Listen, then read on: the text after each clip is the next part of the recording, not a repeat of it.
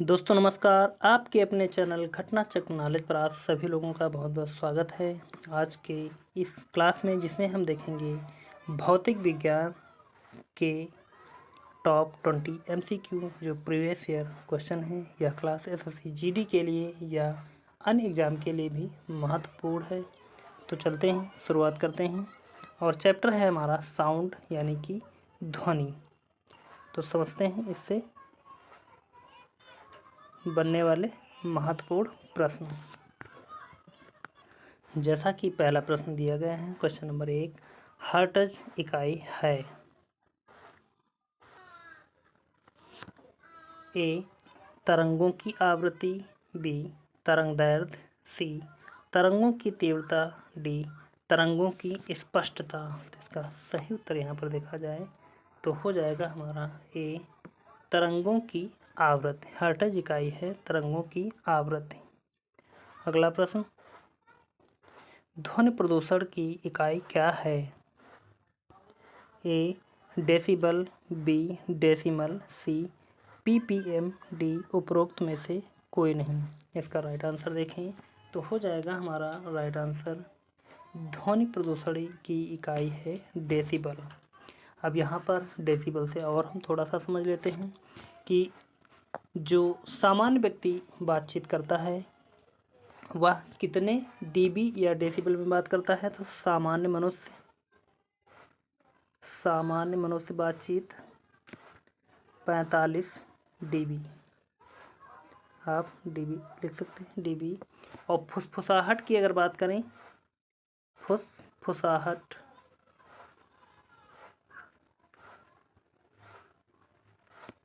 तो कितने dB, तो यह हो जाएगा 17.5 dB।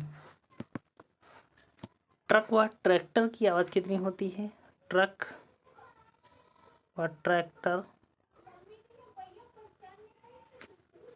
इसकी कितनी होगी, तो हो जाएगा 85 dB। अगले पेज पर और थोड़ी सी महत्वपूर्ण जानकारी ले लेते हैं। गुस्से में बातचीत व्यक्त करता है तो कितने dB में बात करता है। गुस्से में या झगड़ा जब व्यक्त करता है तो कितने dB में, तो हो जाएगा 75 dB। जोर से बातचीत, जोर से जब बोलता है, जोर से बातचीत करना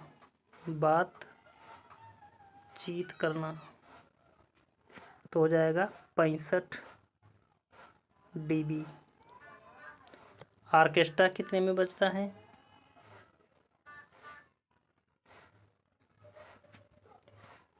तो हो जाएगा 110 dB।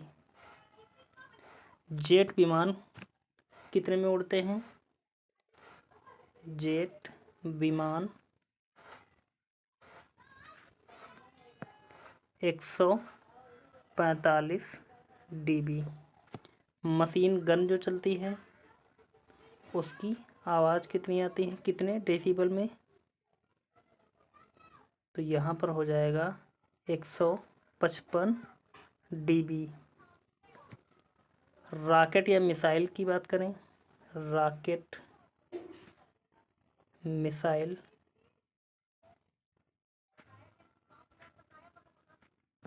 175 dB। तो इस प्रकार से इससे बनने वाले आप प्रश्न आसानी से लगा सकते हैं। अब बढ़ते हैं हम अगले प्रश्न की तरफ। अगला प्रश्न है डेसिबल क्या है। तो आप जान चुके होंगे कि डेसिबल क्या है। एक संगीत वाद्य, बी शोर की तरंग दैर्घ्य, सी संगीत का एक स्वर, डी ध्वनि स्तर का एक माप। तो इसका सही उत्तर देखा जाए डेसिबल क्या है, तो यह हो जाएगा ध्वनि स्तर का एक मापदंड। अगला प्रश्न, दिन के समय में आवासीय क्षेत्र में शोर का अनुमत स्तर है या अनुमानित स्तर कितना है। ए 45 dB, बी 55 dB, सी 75 dB, डी 80 dB। इसका राइट आंसर देखें तो हो जाएगा हमारा राइट आंसर 55 डेसिबल यानी कि dB। आगे बढ़ते हैं। अगला प्रश्न, पराश्रव्य तरंग की आवृत्ति होती है कितनी? ए 20 हर्ट्ज से ऊपर, बी 20,000 हर्ट्ज से ऊपर, सी 20 हर्ट्ज से नीचे, डी 2 हर्ट्ज से ऊपर। तो इसका राइट आंसर देखें कि पराश्रव्य तरंग की आवृत्ति जो होती है वह हो जाएगी 20 हर्ट्ज से ऊपर। अगला प्रश्न, मनुष्य को ध्वनि कंपन की अनुभूति किस आवृत्ति सीमा में होती है? ए 0 से 5 हर्ट्ज, बी 6 से 10 हर्ट्ज, सी 11 से 15 हर्ट्ज, डी 20 से 20,000 हर्ट्ज। इसका राइट आंसर हो जाएगा हमारा डी 20 से 20,000 हर्ट्ज। अगला प्रश्न, तरंगों की तीव्रता का अनुपात 25:9 है, उनके विस्तार का अनुपात क्या होगा? ए 50:18, बी 5:3, सी 3:5, डी 25:9। इसका राइट आंसर देखें तो हो जाएगा हमारा राइट आंसर 5:3। अगला प्रश्न, पराध्वनिक विमान एक प्रभाती तरंग पैदा करते हैं। ए संक्रमण तरंग, बी पराश्रव्य तरंग, सी अनुप्रस्थ तरंग, डी ध्वनि बम।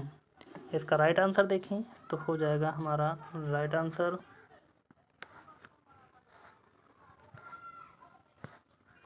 डी ध्वनि बम। अगला प्रश्न, निम्न में से किसका ध्वनि के वेग पर कोई प्रभाव नहीं पड़ता है?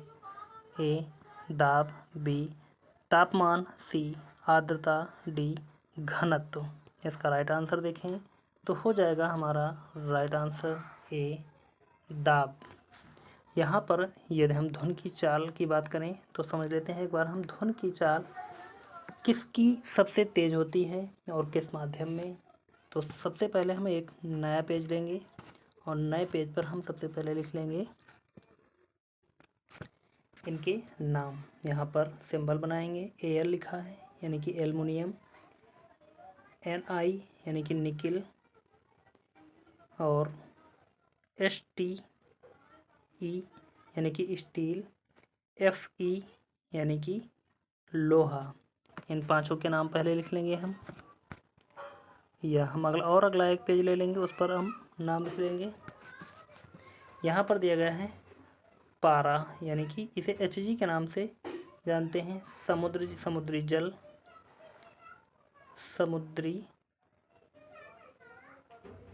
जल, शुद्ध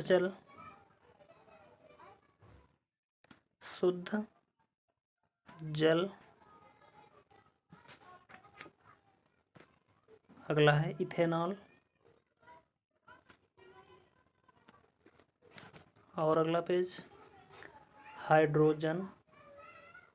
हाइड्रोजन, हीलियम, वायु,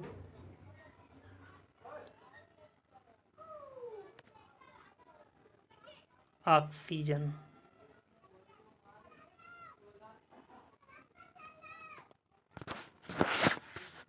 अब हम यहाँ पर देखते हैं कि किसकी चाल कितनी है। एल्युमिनियम की 6420 मीटर प्रति सेकंड, यह 0 डिग्री सेल्सियस पर यह सारी चालें हैं। निकिल की बात करें तो यह 60-40 यानी कि 6040 मीटर प्रति सेकंड। स्टील अगर दी गया है, स्टील का हो जाएगा 5950 मीटर प्रति सेकंड। Fe यानी कि लोहा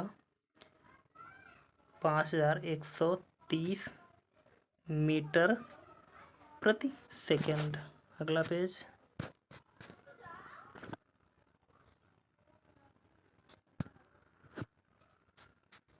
पारा दिया गया है, पारा की हो जाएगी 1430 मीटर प्रति सेकेंड। समुद्री जल 1533 मीटर प्रति सेकेंड। शुद्ध जल की बात करें तो हो जाएगा 1493 मीटर प्रति सेकेंड। इथेनॉल की बात करते हैं तो हो जाएगा 1213 मीटर प्रति सेकेंड। अगला पेज, हाइड्रोजन दिया गया है, हाइड्रोजन की हो जाएगी 1269 मीटर प्रति सेकेंड। हीलियम 965 मीटर प्रति सेकेंड।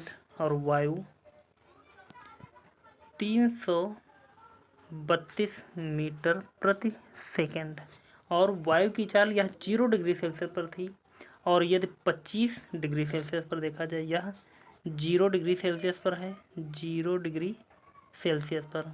यदि वायु की चाल कितनी 25 डिग्री सेल्सियस पर देखें तो कितनी हो जाएगी, तो यह हो जाएगी 346 मीटर प्रति सेकेंड। ऑक्सीजन की बात करें तो हो जाएगी 316 मीटर प्रति सेकेंड। तो यहाँ पर ध्वनि की चाल जो है यहाँ पर हमने जानी, और इससे संबंधित प्रश्न बार बार पूछे जाते हैं। अगला प्रश्न देख लेते हैं। ध्वनि नहीं गुजर सकती किससे? जल से, बी स्टील से, सी वायु से, डी निर्वात से। इसका सही उत्तर हो जाएगा हमारा डी निर्वात से। अगला प्रश्न, निम्न में से ध्वनि सबसे तेज यात्रा करती है? अब अभी हमने आप सभी लोगों को बताया, ए स्टील में, बी वायु में, सी निर्वात में, डी जल में। यहाँ पर आप इसका उत्तर अब हमें कमेंट के माध्यम से ज़रूर बताएं, यह आपके लिए होमवर्क के लिए दे रहे हैं। आगे देखते हैं अगला प्रश्न, निम्न में से किस माध्यम में ध्वनि अपेक्षाकृत तेज चलती है? ए कार्बन डाइऑक्साइड, बी लोहे की छड़, सी भाप, डी पानी। तो इसका राइट आंसर देखा जाए यहाँ पर होगा लोहे की छड़, बी वाला राइट आंसर। अगला प्रश्न, ध्वनि का तारतम्य किस पर निर्भर करता है? ए आवृत्ति पर, बी तीव्रता पर, सी वेग, डी आयाम। तो इसका राइट आंसर देखा जाए तो हो जाएगा हमारा राइट आंसर आवृत्ति पर। ध्वनि का तारतम्य आवृत्ति पर निर्भर करता है। अगला प्रश्न, वायु के तापमान में परिवर्तन से ध्वनि का निम्नलिखित में से कौन सा गुण प्रभावित होता है? ए आवृत्ति, बी विस्तार, सी तरंगदैर्घ्य, डी तीव्रता। इसका सही उत्तर हो जाएगा आवृत्ति। अगला प्रश्न, शिकार परभक्षियों या बाधाओं का पता लगाने के लिए चमगादड़ अथवा डॉल्फिन किस परिघटना का प्रयोग करते हैं? ए ध्वनि का अपवर्तन, बी विस्पंदों का बनना, सी ध्वनि का प्रकीर्णन, डी प्रतिध्वनि का निर्धारण। तो इसका राइट आंसर ये देखें कि शिकार परभक्षियों या बाधाओं का पता लगाने के लिए चमगादड़ अथवा डॉल्फिन किस परिघटना का प्रयोग करते हैं? तो इसका राइट आंसर हो जाएगा डी प्रतिध्वनि का निर्धारण। अगला प्रश्न, जब कंपन स्वरित द्विभुज मेज पर रखा जाता है तो एक तेज ध्वनि सुनाई देती है, यह किस उपकरण या किस कारण से होती है? ए परावर्तन, बी अपवर्तन, सी प्रणोदित कंपन, डी अवमंदित कंपन। इसका राइट आंसर देखें तो हो जाएगा हमारा राइट आंसर सी प्रणोदित कंपन। अगला प्रश्न, ध्वनि तरंगों में निम्न में से कौन सी घटना घटित नहीं हो सकती? ए व्यतिकरण, बी विवर्तन, सी अपवर्तन, डी ध्रुवण। तो ध्वनि तरंगों में जो घटना नहीं घटित हो सकती वह हो जाएगी टी ध्रुवण। अगला प्रश्न, गैस में ध्वनि का वेग निर्भर करता है किस पर? केवल तरंग दैर्ध्य पर, बी गैस के घनत्व और प्रत्यास्था पर, सी तीव्रता पर, डी आयाम तथा आवृत्ति पर। इसका राइट आंसर देखें तो हो जाएगा हमारा राइट आंसर बी गैस के घनत्व और प्रत्यास्था पर। अगला प्रश्न, जब हम किसी ध्वनि को सुनते हैं तो उसके स्रोत की पहचान किसके द्वारा की जा सकती है? ए केवल तरंगदैर्घ्य द्वारा, बी ध्वनि में उपस्थित ओवरटोन के द्वारा, सी ध्वनि की तीव्रता के द्वारा, डी ध्वनि के आयाम द्वारा। तो इसका राइट आंसर देखा जाए तो हो जाएगा हमारा राइट आंसर बी ध्वनि में उपस्थित ओवरटोन के द्वारा।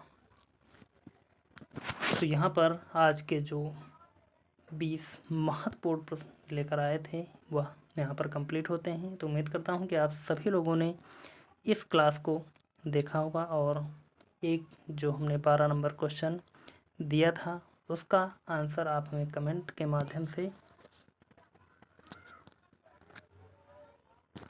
ज़रूर बताएंगे। और आपको यह क्लास कैसी लगी है उसके लिए भी आप हमें कमेंट के माध्यम से ज़रूर बताएंगे। और यदि क्लास अच्छी लगी तो सभी लोग एक बार सेशन को लाइक करें। चैनल को अभी तक सब्सक्राइब नहीं किया तो प्लीज़ सभी लोग चैनल को सब्सक्राइब करें और ज़्यादा से ज़्यादा लोगों तक शेयर करें। तो चलते हैं, मिलेंगे अगली क्लास में। तब तक के लिए धन्यवाद। जय हिंद। आपका समय शुभ हो।